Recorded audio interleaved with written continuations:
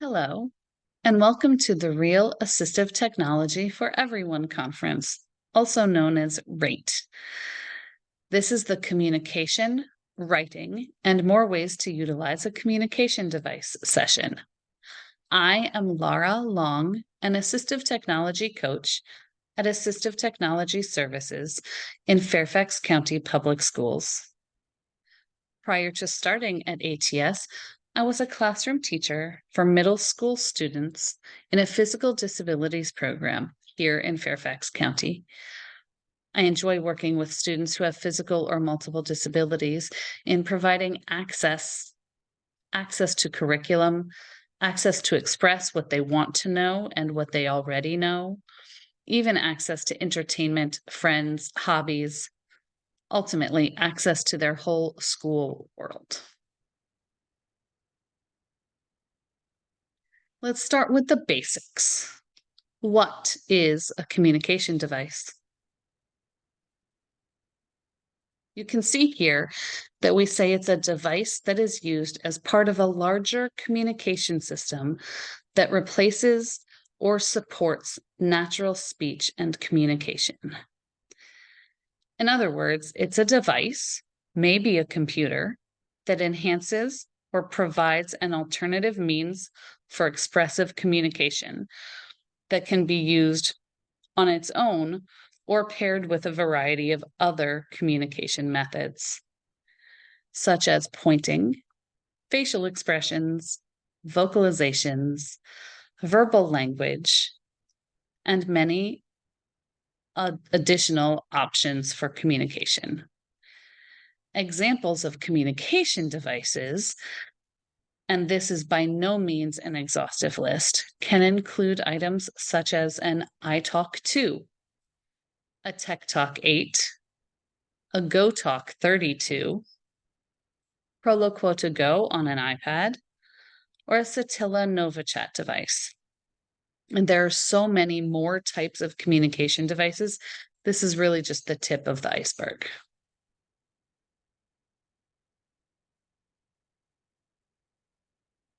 So what is a dedicated communication device, and how is it different from a communication device? It is just what it sounds like. A dedicated communication device is a device that is for only communication. It is usually talked about in terms of a computer or tablet-based communication device that has a dynamic display option, but that the computer is not accessible to the user other than for the communication software. Examples could include a Satilla NovaChat, a PRC Accent, a TDI-13. These are all devices on which you may be able to have just the communication software accessible on a computer platform. An iPad with Touch Chat is similar to a Satilla NovaChat. However, the Satilla NovaChat can be a dedicated device, and the iPad is not, since the iPad has other apps that are available. The same thing is true of Lamp Words for Life on an iPad, which is similar to an Accent device, and a TD Snap on an iPad, which is similar to the Tobii Dynavox devices. If the iPad is put into guided access and the student never removes that option, the iPad may be considered similar to a dedicated device. However, it requires somebody else to do something first.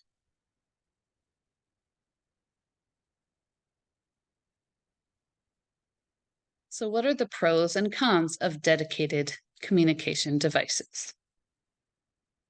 These are likely different for different people. However, it seems that most folks can agree on some general pros and cons of dedicated devices for communication. The pros. The student always has their voice available to them when doing other activities. For example, if a student was watching a movie or a YouTube video on an iPad, whether for entertainment or for schoolwork, they still have their dedicated communication device in front of them to talk about what they are seeing, or just to talk in general, even if not about what they are watching. How many of us actually remain silent while we're watching a movie, even if we're at the movie theaters? Maybe they need to go to the bathroom, or they're asking for more soda or more popcorn. If their communication device is what they're watching or doing something else on, they may not be able to use it for communication. A dedicated communication device is often one that is medically necessary and therefore can be funded by insurance. More on that to come. Dedicated devices also often are more durable than other devices. An iPad in a case is not likely to be as durable as one of the dedicated dynamic display devices, such as an accent, if it gets dropped or thrown.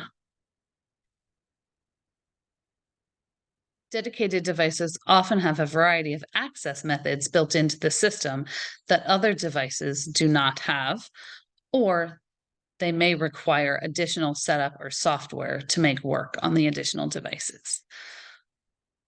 Most of the dedicated devices also have built-in support from the company you purchase it from, where, for example, apps on an iPad often have minimal, if any, support available. This includes even through the purchasing process of a dedicated device. Often the company that you are purchasing from has staff to support and work with you through your insurance and the purchasing process. Some general cons of a dedicated device include that it can be burdensome to have two computers or two devices. Dedicated devices are often bigger, heavier, and bulkier than other devices. Dedicated devices are more expensive, and therefore, if one is not purchasing it through insurance, an individual would pay a lot more out of pocket to purchase a dedicated device. The time frame can be very long. It's really due to the process for purchasing dedicated device through insurance. Proving that it's medically necessary may require seeing a speech and language pathologist who would need to write a report that states that, and then that information goes to insurance, and finally the device is ordered, and then it has to be delivered to the student. So it can take quite a while to complete this process.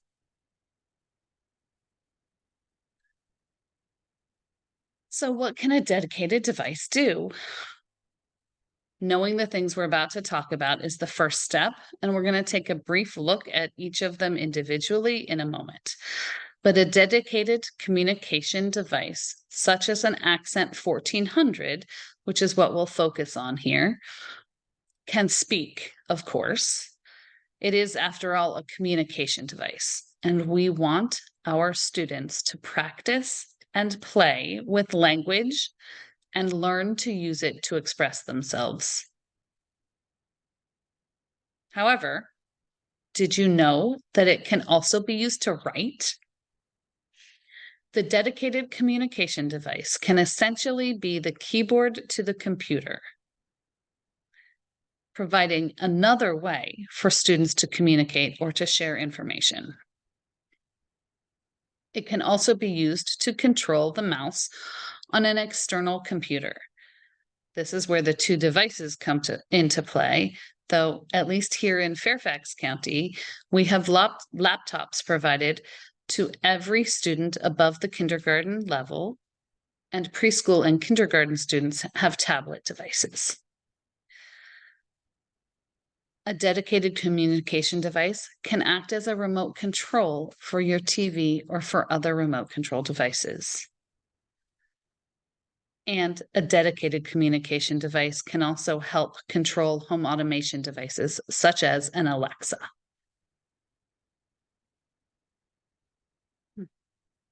Before we dive into all of this, I want to take a brief look at access methods. We'll get to looking at all of those different items on an accent device, but I also want to share one of the reasons that it's important if a student has alternate means of access to their communication device that may or may not be as possible or as easy on other devices.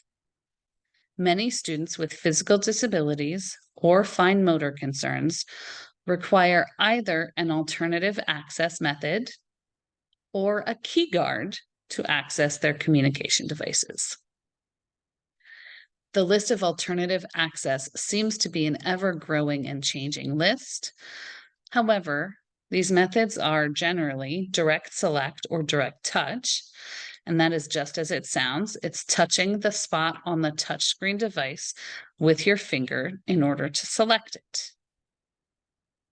Sometimes people can use things other than their finger, such as their knuckle or a fist, in order to hit the button as well.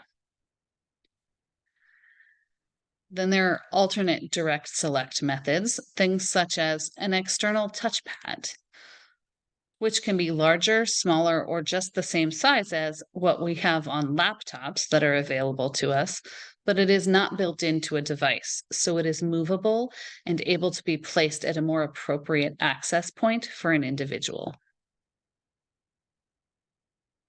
A joystick, which controls the mouse movements in the same way as a mouse, but is a joystick and therefore may be more familiar to the student, as some students drive power chairs with a joystick. Though it is important to note that controlling a cursor on the computer with a joystick is very different than controlling a power wheelchair driving. Or there's also eye gaze or head control, where you're using your eye movements or your head movements to control the mouse movements on a screen. And then there are also switches, which are really an alternate method altogether. With the switch, you need to have a way for the mouse to move, which has to be built into the computer or to the program that you're using on the computer. Most of the dedicated communication device software has that built in. For switches, you can use one switch with an auto scan, or you can use two switches with a step scan. One switch will move the cursor or selection, and one switch will make the selection or select what has been highlighted. It is also possible to use a single switch with eye gaze in order to have the single switch act as a mouse click or the selection instead of using a different method such as dwell or blink to select an item with eye gaze. Why, you may ask? Is knowing about alternative access important? If you have difficulty accessing your environment and you have a communication device, you need to have a way to use it.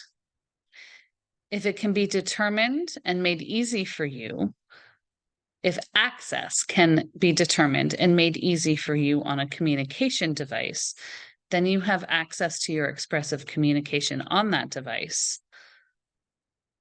But if you have difficulty accessing your communication device, you probably also have difficulties accessing a computer and other devices as well. And it is possible that you can use your communication device to access the computer or other devices such as televisions. Even if you can access your communication device with direct select, touching the screen with your finger, you may not be able to utilize a mouse or a keyboard in order to control access on a computer. Therefore, with your access to the communication device, you can talk, share ideas and opinions, give directions, tell people no or call for help, and lots more communication. However, with access to the communication device, you can be in control of an external computer. You can access information for yourself. You can provide entertainment for yourself and others. An individual who has access to communication device can have control that wasn't previously possible.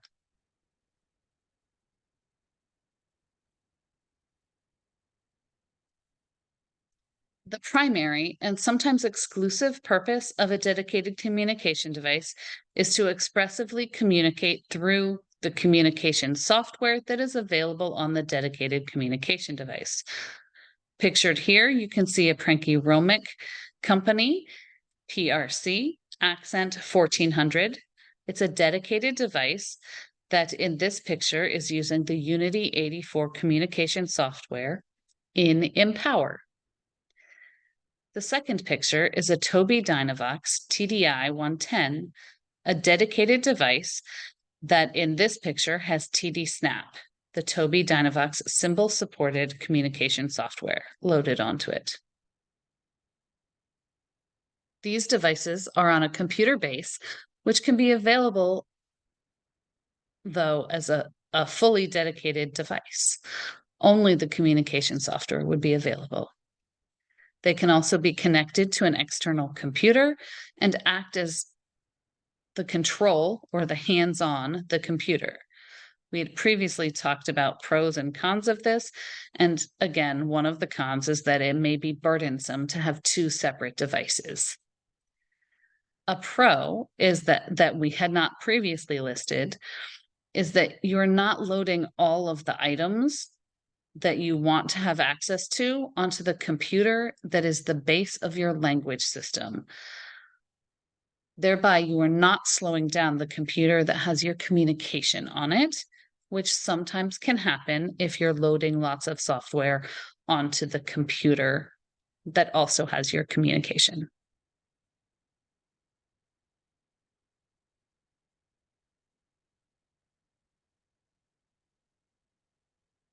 These devices now often have the ability to link either with a wired system or through Bluetooth wireless access to a computer and act as the keyboard for the computer. To do this on an Accent device in New Voice, which is what we'll focus on here, it is just a few easy steps. You need to connect the Accent to the laptop, either wired or wirelessly. Set the output to external and on. Then on the student's regular pages, whatever they type will now be put into whatever computer program is open and will be put onto the screen where the cursor is. That means if they have their Google Docs open, they can type into a Google document. If they have their Gmail open, they can type into an email. This allows the student to write essays in Google Docs or Microsoft Word, to make to-do lists in Google Keep, to send emails in Gmail, to perform a Google search, and so much more.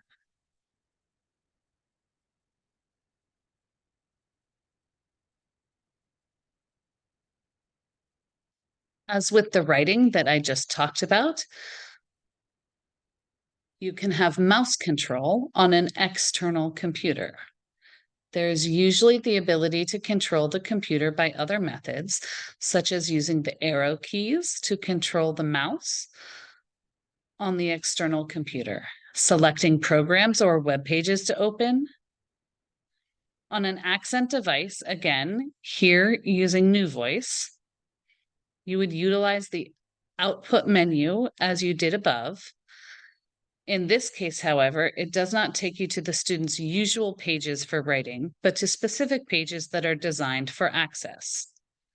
And you can now control the movement of your pointer or cursor and navigate to the whole computer. You have access to the keyboard. You can go to mouse page controls.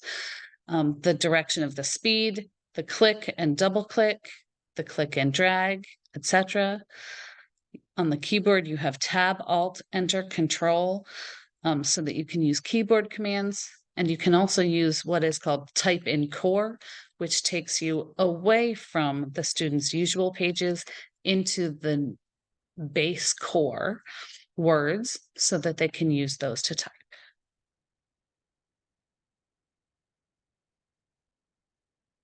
So why would this be important?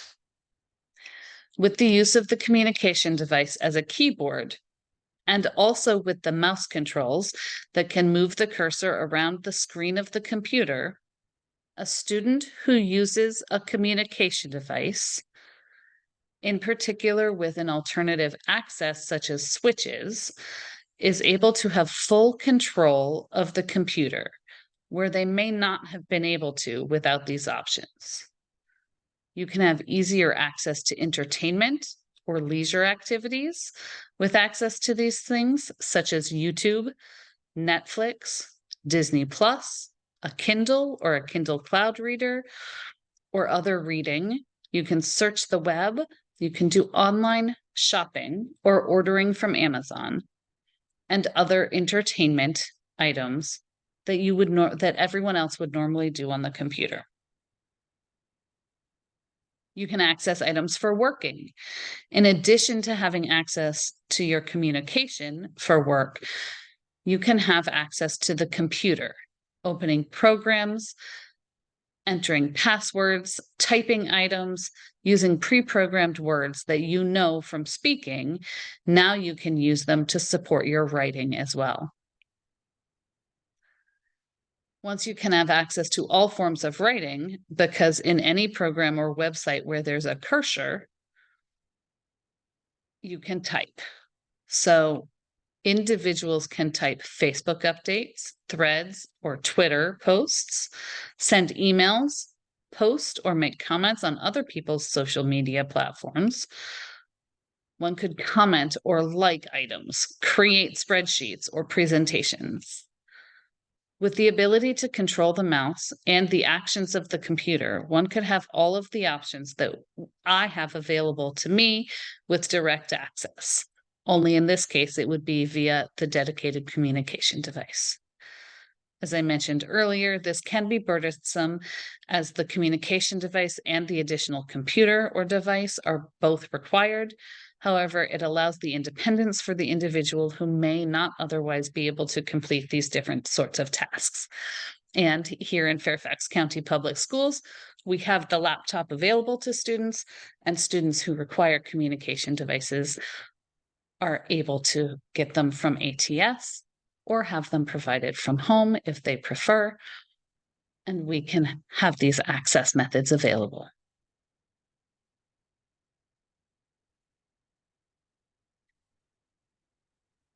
So that was a lot of the work and control information. But our devices can also act as a remote control to a TV. So it's also important to note that you can set up dedicated devices to act as the remote control to a television or any other remote control operated devices. I won't go into depth on how to set this up in this video. However, there is a video link in the resources that shows you how to do this on a PRC accent device.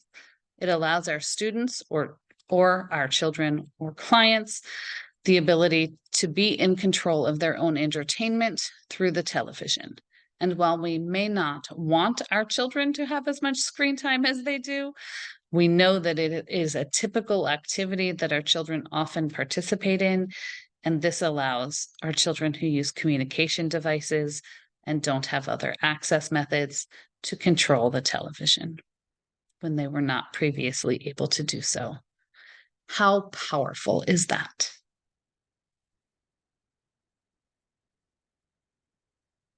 They can also have other power with it.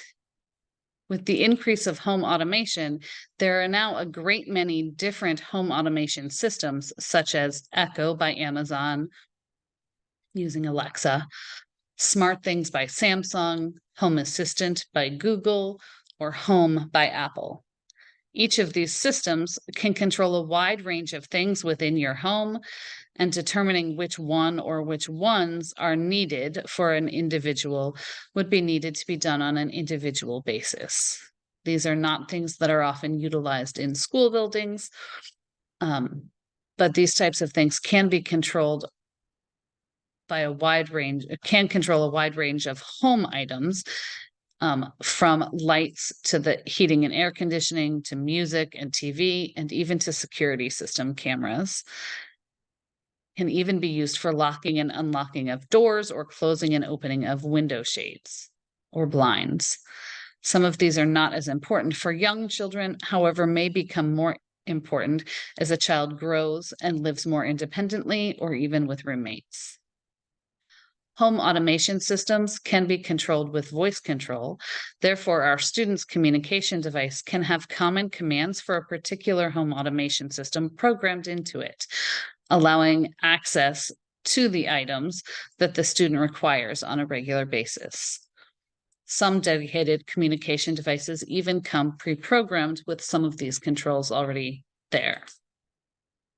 Additionally, some home automation systems have an app or website where you can set up specific daily routines to happen, which an individual who has full access to the computer, as we've discussed previously, would be able to set up and control through their computer. I find these options very exciting, allowing control where students may not have had much or any previously and can live more independently than before. There will be resources in the links of this video. If you want to learn more about assistive technology services, please visit the Fairfax County Public Schools website and search for assistive technology services.